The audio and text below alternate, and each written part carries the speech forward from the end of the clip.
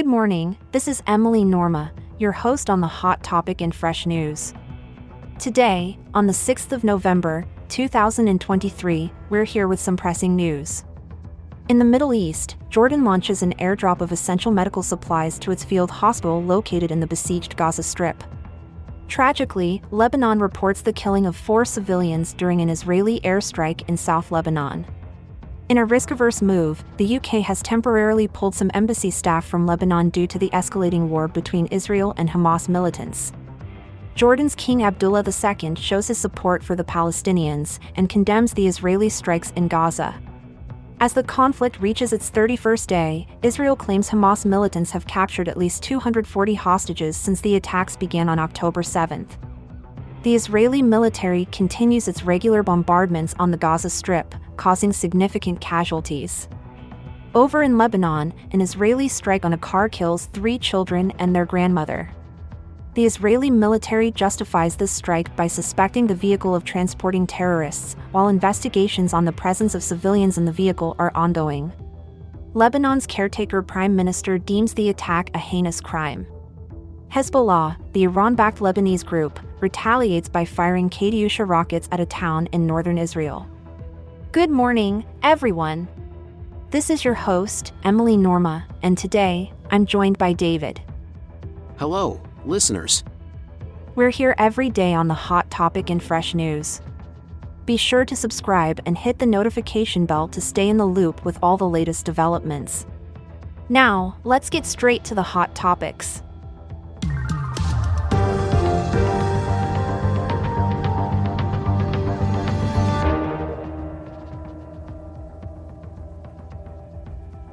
What exactly transpired with this airdrop of medical supplies in Gaza by Jordan? Well, Jordan has dropped essential medical supplies into Gaza. This aid is intended for one of its field hospitals located in the beleaguered strip. The operation was executed by Jordan's Air Force personnel. And Lebanon seems to be entangled in this conflict as well. What are the details? Yes, a tragic incident occurred in South Lebanon, where an Israeli airstrike resulted in the death of 4 civilians. Lebanese authorities reported that the strike targeted a vehicle. There's also news about the U.S. Secretary of State Antony Blinken having a meeting scheduled.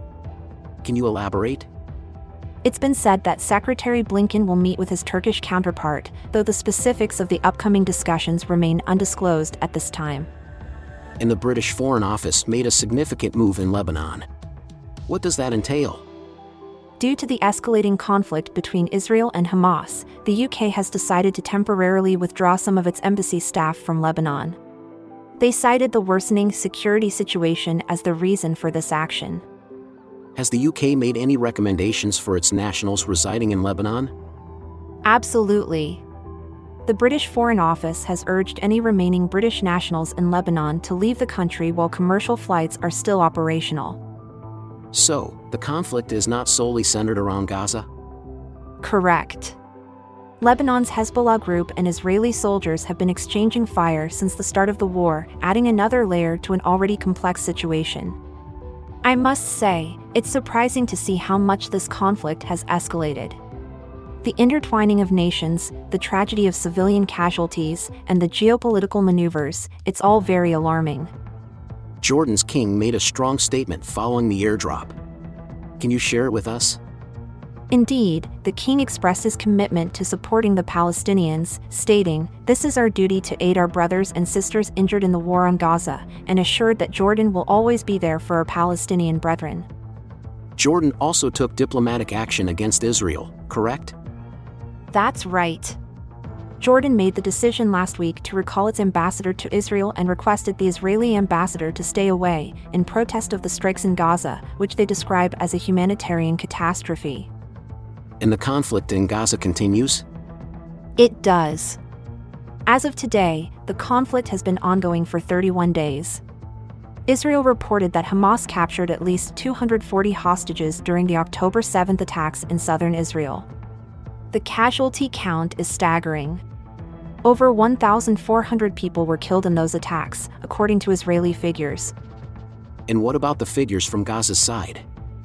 The Hamas-run health ministry in Gaza stated that upwards of 9,770 people have been killed, with around two-thirds of those being women and children. It's a tragic situation, to say the least. The situation in Lebanon also escalated recently, right? Yes. Just yesterday, an Israeli strike on a vehicle in southern Lebanon resulted in the death of 4 civilians, including 3 children and their grandmother. Israel claimed it targeted a vehicle suspected of transporting terrorists, but it's now investigating reports that civilians were inside. What was the reaction to this incident?